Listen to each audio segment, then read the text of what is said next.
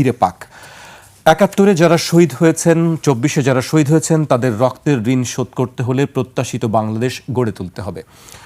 তরুণ প্রজন্মই আগামীতে দেশ গড়ে তুলবে বলেন তিনি। গণতান্ত্রিক, শক্তিশালী, অর্থনৈতিক ভিত্তির উপর দেশকে গড়ে তোলার উপর জোর দেন তিনি পরপর ৩বার বলেন, আমরা দেশের শান্তি চাই।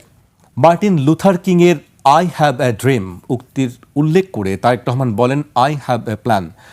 দেশকে গড়ে তুলতে পরিকল্পনা রয়েছে জানিয়ে তারেক রহমান বলেন, প্রত্যেক মানুষের সহযোগিতা তার প্রয়োজন, তাহলে পরিকল্পনা বাস্তবায়ন করা সম্ভব হবে বলেন তিনি।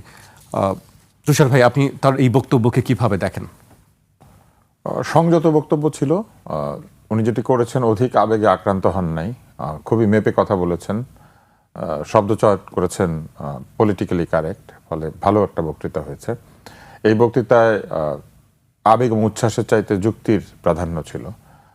তিনি নিজের ব্যক্তিগত প্রসঙ্গ আনেন নাই, কোনো শোক, কোনো দুঃখ বেদনা কিচ্ছু বলেন নাই, নিজের কোনো পাওয়া না পাওয়া নিয়ে কথা বলেন নাই। এগুলি খুবই ভালো দিক। একটা বক্তৃতাতে নেতা তার নিজের বিষয়ে তেমন একটা কিছু বলেন নাই।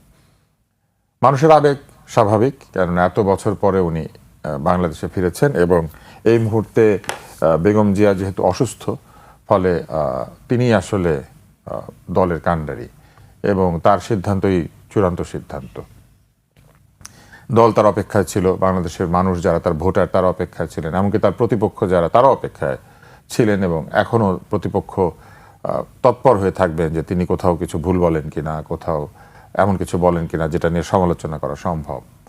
সবকিছু মিলে আমি বলবো যে আশানুরূপ প্রত্যাবর্তন হয়েছে। এয়ারপোর্ট থেকে শুরু করে ৩৬ জুলাই এক্সপ্রেসওয়ে, সম্ভবত এটাই নাম, আমরা কেন ৩০০ ফিট বলি, ৬০০ ফিট বলে আমি জানি না। বাংলাদেশে এমন এক দেশ যেখানে রাস্তার মাপ দিয়ে লোকজন নামকরণ করে, এটা পৃথিবীর আর কোথাও আপনি পাবেন না। ২০ ফিট, ৪০ ফিট, ৬০ ফিট, এটা কন্ট্রাক্টররা হিসাব করবে, কিন্তু আপনি দেখবেন যে আমাদের এটা আছে আমাদের সমাজে। তো এরকম একটা দেশে তিনি ফিরেছেন যেখানে আমাদের অনেক দুর্বলতা আছে, আমাদের জাতিগতভাবে দুর্বলতা আছে, আমাদের শিক্ষার সমস্যা আছে, আমাদের মানসিকতার সমস্যা আছে, আমাদের সহনশীলতার যে সংস্কৃতি সেখানে সমস্যা আছে। এখানে যুক্তিবোধ তৈরি হয় নাই। এখানে নেতার ব্যক্তিগত বিষয়াবলী বেশি প্রাধান্য পায় তার কাজের চাইতে। উনি ৭১-এর শহীদদেরকে স্মরণ করেছেন, ২৪-এর শহীদদেরকে স্মরণ করেছেন, পাশাপাশি গণ আন্দোলনে যত মানুষ বিভিন্ন সময় শহীদ হয়েছেন, বিশেষ করে ৯০-এর গণ অভ্যুত্থান যেখানে তার মা নেতৃত্বে ছিলেন, সেই অভ্যুত্থানের শহীদদেরও আরেকটু স্মরণ করলে আমরা অনেকে খুশি হতাম। এই কারণে যে সেই সময় আমি তরুণ, এখন যারা জেনজি, আমার তখন সেই বয়স, আমি রাস্তায় ছিলাম এবং এই গত জুলাই মাসে আমি রাস্তায় ছিলাম। সবকিছু মিলে আমি খুশি। বক্তৃতাটা খুবই চমৎকার, আমার ভালো লেগেছে। এই বক্তৃতার একটা জায়গা আছে যেখানে উনি মার্টিন লুথার কিং এর আই হ্যাভ এ ড্রিম, সেই বিখ্যাত বক্তৃতার একটা সম্পর্ক টেনে বলেছেন যে আই হ্যাভ এ প্ল্যান। তো তার মানে ড্রিমটা তিনি আগেই দেখেছেন, কেননা প্রথমে নেতা ড্রিম করেন, তিনি স্বপ্ন দেখেন, তারপরে সেই স্বপ্নকে ঘিরে পরিকল্পনা করেন, তারপরে সবাইকে সাথে নিয়ে বা যত মানুষকে পাওয়া যায় সকলকে সাথে নিয়ে সেই পরিকল্পনা বাস্তবায়ন করেন। তারপরে সেই বাস্তবায়নের পরে সেই বাস্তবায়িত পরিকল্পনা মানুষের জীবনে কতটুকু পরিবর্তন আনলো কি আনলো না, সেই ইম্প্যাক্ট অ্যাসেসমেন্ট বা ইভ্যালুয়েশন করেন এবং তারপরে সেইখানকার ভুল ত্রুটি থেকে শিক্ষা নিয়ে সেই প্ল্যানকে আরও নিশ্ছিদ্র করে আবার ভুলগুলি দূর করেন। ফলে আমার ধারণা যে স্বপ্নের ব্যাপারটি তিনি যেহেতু দীর্ঘ সময় বিদেশে ছিলেন, এই সময়টাতে তিনি দেখেছেন এবং তারপর পরিকল্পনাটাও করেছেন। এখন এই পরিকল্পনায় সবাইকে সাথে পেতে গেলে তার প্রাথমিক যে দায়িত্বটি পালন করতে হবে সেটি হচ্ছে দলকে নির্বাচনে বিজয়ী করে নিয়ে আসতে হবে এবং এটাই তার সামনে এই মুহূর্তে সবচেয়ে কাছের চ্যালেঞ্জ। একদিকে তার মা অসুস্থতার মধ্যে আছেন, তিনি সুস্থ হয়ে উঠুন, সকলেই চায়, কিন্তু এই অসুস্থতার মধ্যেও তাকে একদিকে যেমন মায়ের যত্নের দিকে মনোযোগ দিতে হবে, আরেকদিকে দেশের যত্নে মনোযোগ দিতে হবে, দলের যত্নে মনোযোগ দিতে হবে। দল বিভিন্ন জায়গাতে একই রকম আচরণ করে নাই, উনি সেটা তার অতীতের যে এই গত ১ বছরের যে কর্মকাণ্ড তার মধ্যে কিন্তু তিনি সেটা করেছেন। কাউকে বহিষ্কার করেছেন, কাউকে সদস্যপদ স্থগিত করেছেন, কাউকে শাস্তির জন্য নির্দেশ দিয়েছেন। তো এই কাজগুলি তিনি যেহেতু করে এসেছেন, তিনি জানেন যে দল কি অবস্থায় আছে। ফলে এটা তার একটা চ্যালেঞ্জ যে দলকে পুরোপুরি গুছিয়ে নিয়ে নির্বাচনের যে লড়াই, সেই লড়াইতে ঝাঁপিয়ে পড়তে হবে এবং সেইখানে দলকে বিজয়ী করে আনতে হবে। দল বিজয়ী হয়ে আসার পরে তিনি এই প্ল্যান বাস্তবায়ন করার জন্য যথেষ্ট ক্ষমতা এবং সুযোগ দুটোই পাবেন। কোনো কারণে যদি দল বিজয়ী নাও হয়, তারপরেও তার বিরাট দায়িত্ব আছে। দল বিজয়ী না হলেও কিন্তু তার মানে বিরোধী দলে থাকবে, আমি এবং যদি বিরোধী দলে থাকে তাহলে সেক্ষেত্রেও তার বিরাট দায়িত্ব রয়েছে। ফলে তিনি একটা গুরু দায়িত্ব মাথায় নিয়ে দেশে ফিরেছেন। জি, আপনি বলছিলেন যে তার বক্তব্যটি খুবই গোছালো এবং কনস্ট্রাকটিভ একটি বক্তব্য, সেটি আসলে আমরা সবাই দেখেছি। বক্তব্যের যে বিষয়টি আমার কাছে আরেকটি বিষয় খুব লেগেছে, যেটি হচ্ছে নিরাপদ বাংলাদেশের কথা তিনি বলেছেন, যে জায়গাটি তিনি জোর দিয়েছেন, প্রত্যাশিত বাংলাদেশের কথা বলেছেন। নিরাপত্তা ইস্যুটা তার কাছেও আসলে গুরুত্বপূর্ণ বিষয়। নিরাপদ বাংলাদেশের বিষয়টি তিনি বলেছেন, এটা আসলে মানুষের চাহিদা। তার নিরাপত্তা তো রাষ্ট্র দেবে এবং তার নিজের সেই সক্ষমতা আছে, দলের সক্ষমতা আছে। তিনি আসলে মানুষের জন্য নিরাপত্তা চেয়েছেন, এটা আসলে মানুষের ভাষা। এটা আমার ভালো লেগেছে এই জন্য যে মানুষ কি চায় এটা তিনি বোঝার চেষ্টা করেছেন। একটা স্বাভাবিক জীবনে তিনি ছিলেন, যে জীবনটা বাংলাদেশে আসার পর অস্বাভাবিক হয়ে যাওয়ার সম্ভাবনা আছে। এই জায়গাতে তার প্রতি আমার ছোট হলেও একটা পরামর্শ থাকবে, সেটি হচ্ছে যে এই স্বাভাবিক জীবন যেন কেউ বিঘ্নিত করতে না পারে। আমাদের বাংলাদেশে নেতা 24 ঘন্টা মানুষের পেছনে সময় দিবেন, সারাক্ষণ মানুষের পেছনে সময় দিয়ে জীবনকে ক্ষয় করে ফেলবেন, সারাদিন তিনি এই বিচার আচারে ব্যস্ত থাকবেন, দেশ চালাবেন, এটা চালাবেন, সেটা চালাবেন, মানে তার নিজের ব্যক্তিগত জীবন বলতে কিছু নাই। আমি শুধু বলবো যে যে ছবিগুলি আমরা দেখেছি, তার একটা বিড়াল, তার একটা ছোট্ট কোণার একটা টেবিল যেখানে বসে তিনি কম্পিউটার চালান, তার মেয়ে, তার স্ত্রীর সাথে তার অন্তরঙ্গ মুহূর্ত, তার পারিবারিক মুহূর্ত, সেরকম ছবি দেখেছি। বাসে ওঠার জন্য দাঁড়িয়ে আছেন, সেরকম ছবি দেখেছি। সব যদি সম্ভব নাও হয়, আমি বলবো তিনি যেন কোনোভাবেই বাংলাদেশের রাজনৈতিক সংস্কৃতিতে আরেকবার পা না দেন, বরং যে পরিবর্তনের কথা তিনি বলেছেন এবং যে পরিবর্তন তিনি সূচনা করতে চেয়েছেন, সেই পরিবর্তনের একটা অংশ হোক সকল রাজনীতিবিদ, সকল মানুষ যেন তার পরিবারকে অল্প সময় যতটুকু সে দিতে পারে দিক, এবং একটা স্বাভাবিক জীবনের মধ্যে থাকুক। এই অস্বাভাবিক জীবন কি করে জানেন? সিদ্ধান্ত গ্রহণে বাধা দেয়, সিদ্ধান্তগুলি এরপরে ভুল হতে থাকে, সঠিক হয় না।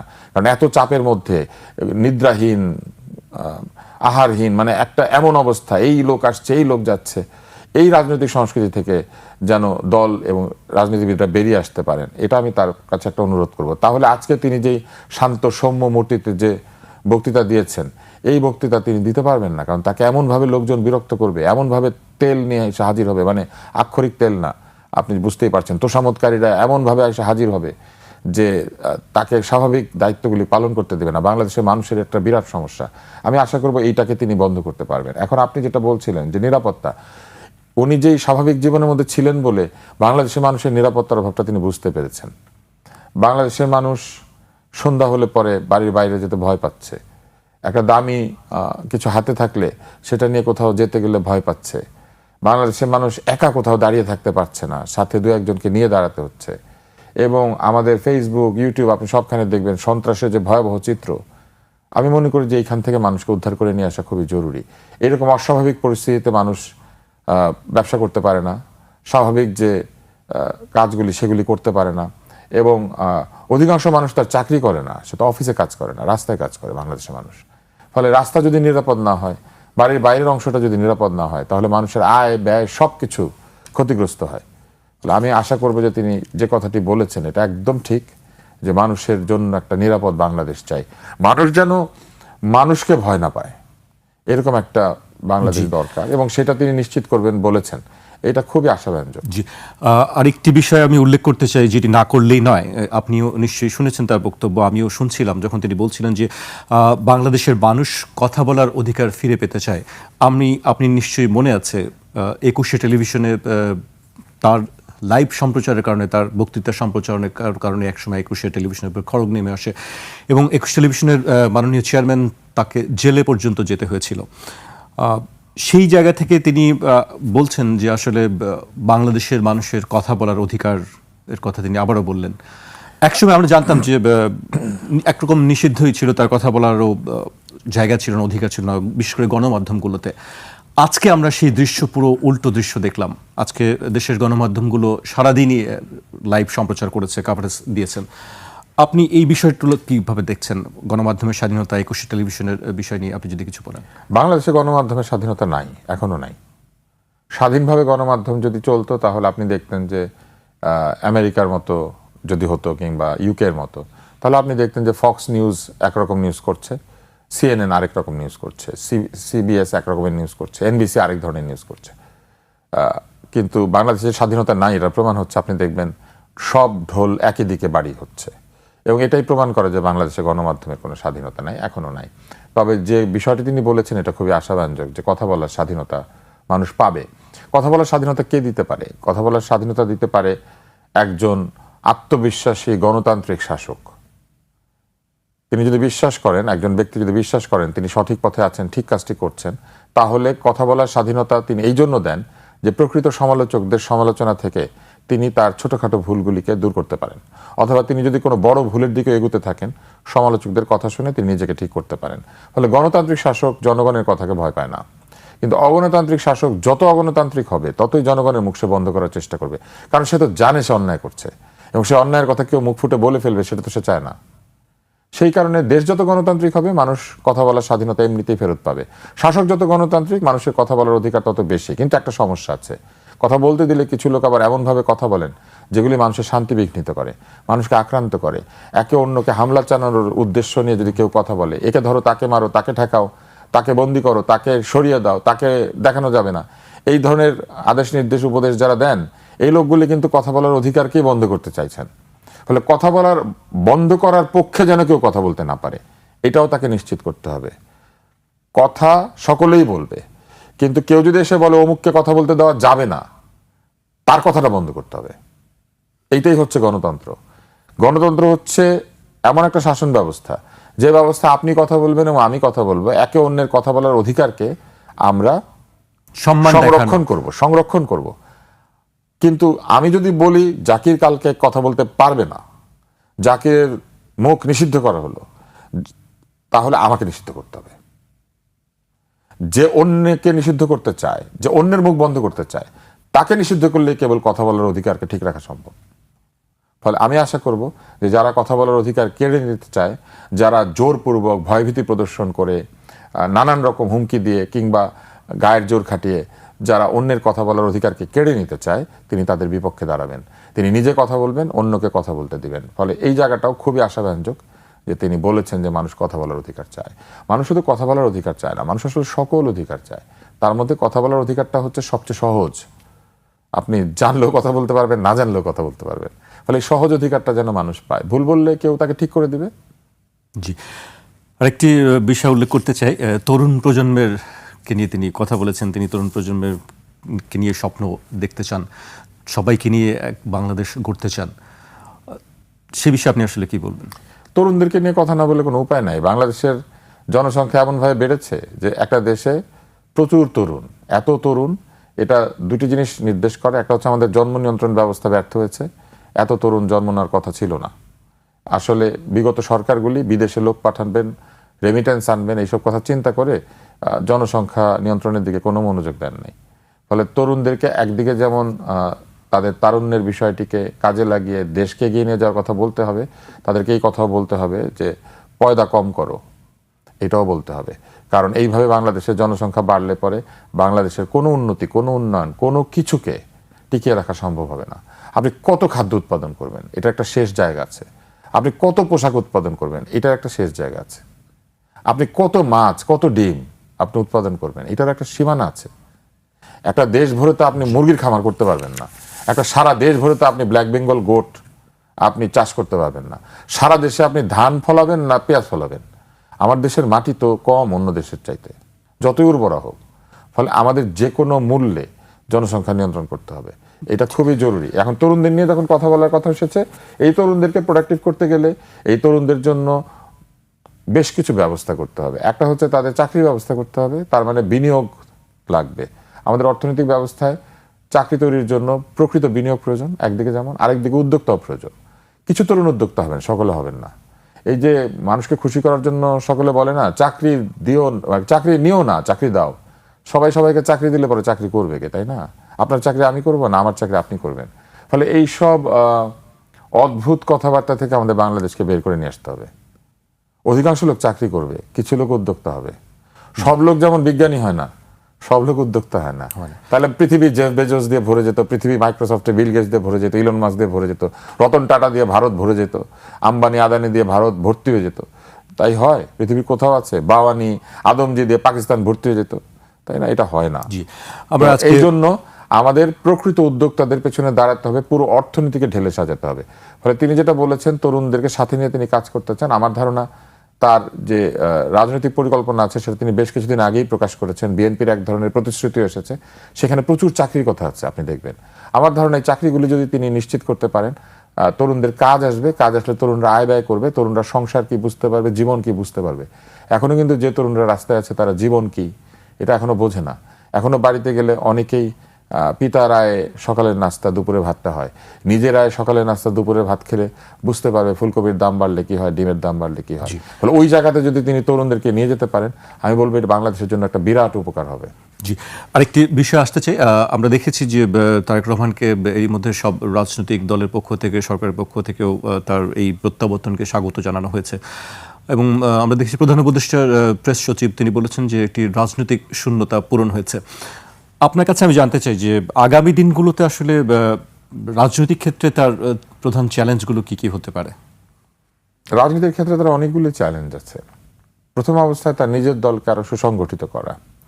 দ্বিতীয় হচ্ছে, যেহেতু তার দল মধ্যপন্থী একটি গণতান্ত্রিক রাজনৈতিক দল, বাংলাদেশে মধ্যপন্থী রাজনীতির যে পুরো ভাগ, সেই পুরো ভাগে তাকে আর থাকতে হবে। তার নেতৃত্বেই বাংলাদেশে মধ্যপন্থী রাজনীতি অন্তত আরো বহুদিন এটা সামনে এগিয়ে যাবে। বাংলাদেশে এক ধরনের চরমপন্থা আমরা লক্ষ্য করেছি মাথাচাড়া দিয়ে উঠেছে। এক্সট্রিম রাইট, এক্সট্রিম লেফট, এই দুটি পক্ষের যে দড়ি টানাটানি, তার মাঝখানে মধ্যপন্থাকে সামনে নিয়ে যাওয়ার জন্য যে ধরনের কর্মকাণ্ড বাংলাদেশে হওয়া দরকার, শিল্প, সাহিত্য, সংস্কৃতি, গবেষণা, বিভিন্ন সামাজিক এবং বৈজ্ঞানিক যে ডিসকোর্স বা এক ধরনের আলোচনা, সমালোচনা, এই বিষয়গুলিকে নিয়ে আসতে হবে সামনে। এবং আনলে পরে যেটি ঘটবে সেটি হলো যে বাংলাদেশে মুক্ত পথের, মুক্ত চিন্তার একটা বিকাশ আবার শুরু হবে। এবং এটা যদি শুরু হয় তাহলে এটা একটা বড় চ্যালেঞ্জ তার জন্য, এই মধ্যপন্থাকে আরো সুসংহত করা, মধ্যপন্থাকে এস্টাবলিশ করা। দ্বিতীয়ত, বাংলাদেশে অসহনশীলতার যে একটা সংস্কৃতি চালু হয়েছে, এটাকেও তাকে খুব বুদ্ধিমত্তার সাথে তাকে মুখোমুখি হতে হবে এবং এটাকেও নিয়ন্ত্রণ করতে হবে। এরপরে রয়েছে অর্থনৈতিক এবং অন্যান্য চ্যালেঞ্জগুলি। বাংলাদেশের অর্থনীতি একেবারে খাদের কিনারে আছে, যে যাই বলুক না কেন। ঋণ পরিশোধের চাপ বৃদ্ধি পাচ্ছে, আয় ব্যয়ের যে হিসাব, সেই হিসাবের মধ্যে একটা চাপ আছে। ধীরে ধীরে বৈদেশিক সাহায্য এবং বৈদেশিক সহায়তা কমে আসছে এবং মধ্যায়ের দেশ যেহেতু হয়ে যাবে বাংলাদেশ, ঋণের সুদ বেড়ে যাবে এবং অনেক সুবিধাদি কমে যাবে। ফলে এই চ্যালেঞ্জগুলি মোকাবেলা করার জন্য তাকে চেষ্টা করতে হবে যদি তিনি সরকারে আসেন। এরপরে যেটি ঘটবে সেটি হচ্ছে বাংলাদেশের শিক্ষা ব্যবস্থা, এটাকে যে আধুনিক বিশ্ব সেইটার উপযোগী করে ঢেলে সাজাতে হবে এবং এটা করার জন্য আমি মনে করি যে একটা সমন্বিত পরিকল্পনা তাকে হাতে নিতে হবে। বাংলাদেশে যে বিভিন্ন ধরনের শিক্ষা ব্যবস্থা চালু রয়েছে, এইটাকে তাকে একটা জায়গায়, একটা পথে বা একটা মতের দিকে নিয়ে আসতে হবে। এরপরে তাকে যে চ্যালেঞ্জটি মোকাবেলা করতে হবে সেটি হচ্ছে বহিঃশক্তির যে প্রভাব, সেইখান থেকে বাংলাদেশকে বাঁচিয়ে রেখে বাংলাদেশের একটি স্বাধীন, সার্বভৌম, নিজস্ব পরিচিতি এবং নিজস্ব চিন্তা এবং নিজস্ব পরিকল্পনা এগিয়ে যাওয়ার যে চেষ্টা, এইটাকে অব্যাহত রাখতে হবে। এটা করার জন্য তাকে আমি মনে করি যে কূটনৈতিক যে পরিকল্পনা, এটাকে অত্যন্ত ডাইনামিক বা গতিশীল করে তুলতে হবে। এটা যদি করা সম্ভব হয়, এটাও তার জন্য একটা চ্যালেঞ্জ। আইন শৃঙ্খলার চ্যালেঞ্জ তো তিনি নিজেই বলেছেন, এছাড়া অন্যান্য চ্যালেঞ্জ তিনি বলেছেন, বাক স্বাধীনতার কথা বলেছেন। বাংলাদেশের পেশাজীবী শ্রেণীকে